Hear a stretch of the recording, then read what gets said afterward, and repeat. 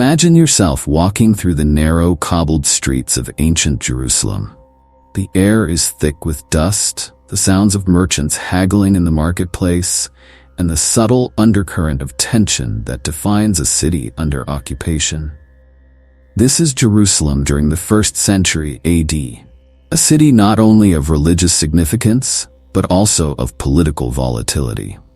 Roman soldiers, clad in their armor, stand guard at every corner, a reminder of the oppressive force that governs the Jewish people. Yet in the heart of this ancient city, hidden behind walls of stone and tradition, another force is at play, an older, more sacred power, that of the Jewish religious elite. Among them, one man stands above the rest. His name? Joseph ben Caiaphas, known simply as Caiaphas, the High Priest. At first glance, Caiaphas appears as nothing more than a figurehead of religious authority, a man devoted to maintaining the purity of Jewish law. But beneath his priestly robes, he is a man caught between worlds. A servant of the Jewish faith, yet bound by the political machinations of the Roman Empire. Caiaphas is a man who wields immense power, yet that power comes at a cost, and it is this very power that will lead him to make the most infamous decision of his life. The role of Caiaphas, the man behind the veil of power. Caiaphas did not rise to his position by chance. Born into the aristocratic Sadducean class, his family was closely linked to the temple's inner workings. His father-in-law, Annas, had been the high priest before him, and though removed from office by the Romans, Annas still held sway behind the scenes. It was in this environment that Caiaphas learned the art of survival, a skill that would prove crucial as he navigated the delicate balance between appeasing the Roman authorities and maintaining the loyalty of his people. But what kind of man was Caiaphas? To understand him, we must first explore the world in which he lived. The Jewish religious system, particularly the Sadducees to which Caiaphas belonged, was deeply intertwined with politics. The Sadducees were the ruling class, overseeing temple operations, and their authority was both religious and political. However, their power depended largely on cooperation with the Roman government. This created a precarious situation where religious duties were often sacrificed for political expediency. Caiaphas, therefore, was not merely a priest. He was a politician, a diplomat, and at times a strategist. He had to ensure that Jewish religious traditions were preserved, but not at the expense of provoking Rome's wrath. The Romans, ever wary of rebellion, watched closely for any sign of unrest. As high priest, Caiaphas's primary duty was to maintain peace and order, even if that meant making uncomfortable compromises. Enter Jesus of Nazareth. Now imagine a different scene. A man from Nazareth walking through these same streets. His name is Jesus, and although he is not of noble birth, he speaks with a kind of authority that captivates crowds. His teachings are revolutionary, not because they incite violence or rebellion, but because they challenge the very heart of the Jewish religious establishment. Jesus speaks of a kingdom not of this world, a spiritual reign that transcends the authority of men. He heals the sick, forgives the sinners, and welcomes those cast out by society. But to Caiaphas and the ruling class, this man is dangerous. Why? Because Jesus, in his humility and righteousness, is exposing the hypocrisy within the temple. He questions the moral authority of the religious leaders, including Caiaphas himself. Jesus is drawing people away from the temple, away from the sacrifices and the rituals that define Jewish worship, and toward a personal relationship with God. For Caiaphas, this is not merely a religious threat. It is a threat to the established order, to the very system that gives him his power. Caiaphas did not inherit his position by accident. His rise was the result of careful manipulation and strategic alliances. In 18 AD, he was appointed high priest by the Roman prefect Valerius Gratus, the predecessor of Pontius Pilate. This appointment was no small feat, as the position of high priest was a coveted and powerful role, controlling both the religious life of the Jewish people and the immense wealth generated by the temple.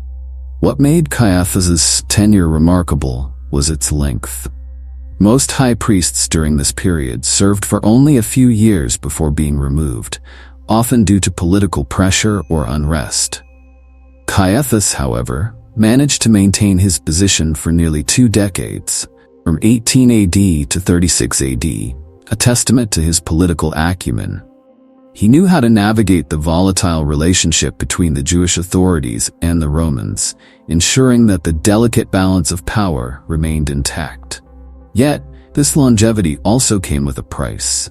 To stay in power, Caiaphas had to make compromises. He was a man caught between 2 masters, the Jewish people, who looked to him for spiritual leadership, and the Roman Empire, which demanded order and control. For Caiaphas, the greatest challenge was keeping both sides satisfied, a task that would ultimately lead to his fateful decision regarding Jesus. The Sadducees, guardians of tradition or collaborators. The Sadducees, the sect to which Caiaphas belonged, were the aristocrats of Jewish society. They were the priests, the wealthy landowners, and the guardians of the temple. Their power was deeply tied to the temple in Jerusalem, where they oversaw the daily sacrifices and the collection of tithes. However, unlike the Pharisees, who were more popular among the common people, the Sadducees were closely aligned with the Roman authorities. This alignment was both a strength and a weakness. It allowed the Sadducees to maintain their power and influence, but it also made them deeply unpopular with many Jews, especially those who resented Roman rule. The Sadducees were seen by some as collaborators, more interested in maintaining their wealth and status than in upholding the true spirit of the Jewish faith. This tension between the Sadducees and the rest of the Jewish population created an underlying current of dissatisfaction that would later erupt into outright rebellion. For Caiaphas, this meant that he had to walk a fine line. On the one hand, he needed to maintain the support of the Roman authorities, without whom he would lose his position. On the other hand, he could not afford to alienate the Jewish people entirely, as this could lead to unrest and potentially rebellion, a scenario that the Romans would not tolerate. Jesus' growing popularity and the rising tension. As Jesus' following grew, so did the tension in Jerusalem. His teachings, while rooted in Jewish scripture, offered a radical reinterpretation of the law. He spoke of love, forgiveness, and mercy, but he also condemned the religious leaders for their hypocrisy. His words, though peaceful, were revolutionary because they threatened to undermine the very foundations upon which the religious elite, including Caiaphas, had built their authority. Jesus' actions were equally provocative. When he entered the temple and overturned the tables of the money changers, he sent a clear message. The temple had become corrupt, a den of thieves, and those who presided over it were complicit in this corruption. For Caiaphas, this was more than just an insult. It was an existential threat. The temple was the center of Jewish religious life, and it was also the source of the Sadducees' wealth and power. By challenging the legitimacy of the temple, Jesus was challenging the very system that kept Caiaphas in power. And as Jesus' influence grew, so too did the danger he posed to the established order. The festival of Passover was fast approaching, and Jerusalem was becoming a hotbed of religious fervor. Thousands of Jewish pilgrims from across the Roman Empire descended upon the city to celebrate their liberation from Egyptian bondage. Passover was not just a religious event, it was a national symbol of Jewish identity and freedom. Under Roman rule, this symbol took on an added layer of significance, fueling the hope of liberation from their present oppressors. For Caiaphas, Passover was always a delicate time. The city's population would swell, and the risk of uprisings increased with it. The Romans, ever cautious, bolstered their military presence in the city, ready to crush any sign of rebellion. But the real concern for Caiaphas was not the Romans, it was Jesus. Jesus, now drawing large crowds with his teachings, had entered Jerusalem in what could only be described as a royal procession. Riding on a donkey, he fulfilled the prophecy of Zechariah. "Rejoice greatly, daughter Zion. Shout, daughter Jerusalem. See, your king comes to you, righteous and victorious, lowly and riding on a donkey." The people had welcomed him as a king, laying palm branches before him and shouting, "Hosanna! Blessed is he who comes in the name of the Lord." To Caiaphas and the religious authorities, this was a dangerous spectacle. The notion of Jesus being a king, whether spiritual or political, was a direct challenge to both the Jewish establishment and Roman rule. The Pharisees and Sadducees debated among themselves, what should be done about this man? While some saw Jesus as merely a misguided teacher, others viewed him as a real threat to the fragile peace with Rome. The council's decision, an act of self-preservation. As Passover drew closer, Caiaphas convened the Sanhedrin, the Jewish ruling council, to discuss the growing crisis. The council was divided. Some argued for patience, suggesting that Jesus' movement would fade away on its own, while others feared that his popularity would only grow, leading to unrest during the Holy Festival. Caiaphas, ever pragmatic, understood the stakes all too well. He stood before the council and spoke the words that would seal his legacy. "It is better for you that one man die for the people than that the whole nation perish." In Caiaphas' mind, the choice was clear. If Jesus were allowed to continue, the people might revolt, forcing Rome to intervene. The consequences could be catastrophic. The temple could be destroyed, the Sadducees stripped of their power, and the Jewish nation left in ruins. Caiaphas did not see himself as a villain. In his eyes, he was protecting his people, preserving the temple, and ensuring the survival of the Jewish nation. The death of one man, even an innocent one, was a small price to pay to prevent the slaughter of thousands. He had made his decision. Jesus must die.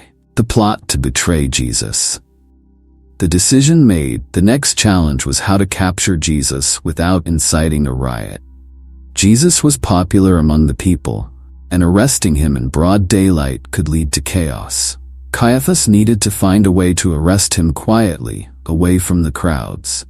It was at this moment that an opportunity presented itself. One of Jesus' own disciples, Judas Iscariot, approached the temple authorities with an offer to betray his master for 30 pieces of silver. The irony was not lost on Caiaphas. The man who preached love, forgiveness, and loyalty would be betrayed by one of his closest followers. With Judas' help, the Sanhedrin now had a plan.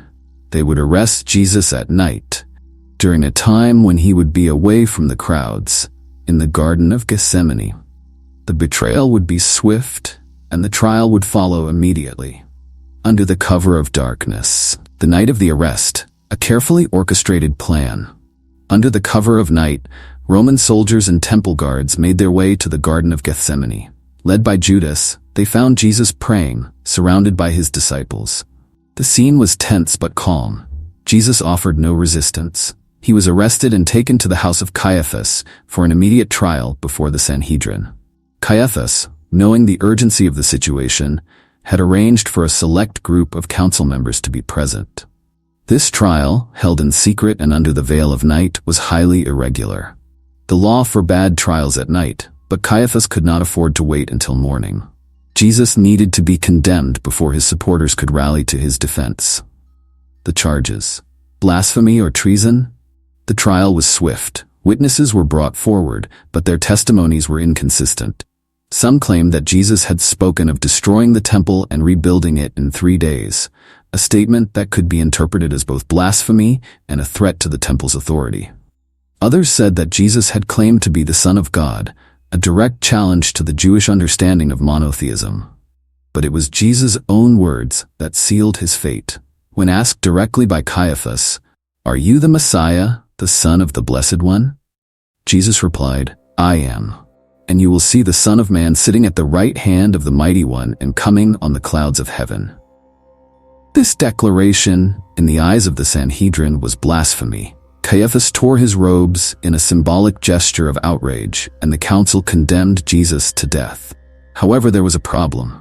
Under Roman law, the Sanhedrin did not have the authority to execute anyone. They could condemn Jesus, but they could not carry out the sentence. For that, they needed the approval of the Roman governor Pontius Pilate. And so Jesus was handed over to the Romans, his fate now in the hands of a foreign power. Caiaphas and Pilate, the reluctant allies. Pontius Pilate, the Roman governor of Judea, was not particularly interested in the religious disputes of the Jewish people. To him, Jesus seemed like just another religious figure causing unrest. Pilate's primary concern was maintaining order and ensuring that taxes continued to flow to Rome. The last thing he wanted was a rebellion during Passover, and the Jewish authorities knew this. Caiaphas and the members of the Sanhedrin brought Jesus to Pilate with a new charge: treason. They argued that Jesus claimed to be a king, a direct challenge to Roman authority. This, they knew, would get Pilate's attention. Pilate was reluctant to execute Jesus, finding no fault in him, but Caiaphas and the crowd insisted. They framed the issue not just as a religious matter, but as a political one. If Pilate refused to act, they implied, he would be allowing a potential rebel to challenge the emperor's rule. In the end, Pilate yielded to the pressure. He famously washed his hands, symbolically distancing himself from the decision, but he ordered Jesus' crucifixion nonetheless. For Caiaphas, the goal had been achieved. Jesus, the man who had threatened the established order, was sentenced to die. The crucifixion, the final solution. Jesus was crucified alongside two criminals, a method of execution reserved for the lowest of the low. The sight of Jesus on the cross, beaten and bloodied, was meant to serve as a warning to all who might challenge the authorities. For Caiaphas, it was the culmination of a hard-fought battle to maintain order. Yet, even as Jesus hung dying, rumors began to spread. Some said that he had promised to rise again after 3 days. Others believed that his death was not the end, but the beginning of something greater.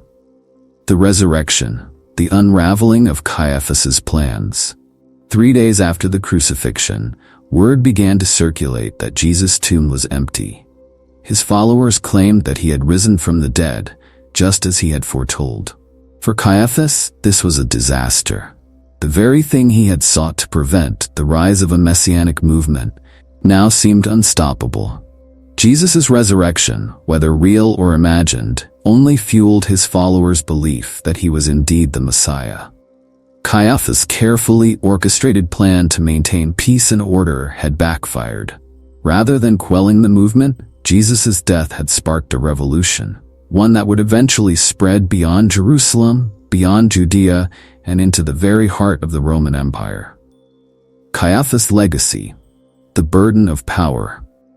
In the years that followed, Caiaphas remained high priest, but his influence waned as the early Christian movement grew. His role in the crucifixion of Jesus became a point of shame and controversy. For some, he was a pragmatist, a man who made a difficult decision in a time of crisis. For others, he was the villain who condemned an innocent man to death. Ultimately, Caiaphas was a man caught in the impossible tension between religious duty and political survival. His story is not just one of betrayal or power. It is a story of a man who, in trying to preserve what he valued most, may have unwittingly set in motion the very forces that would change the world forever.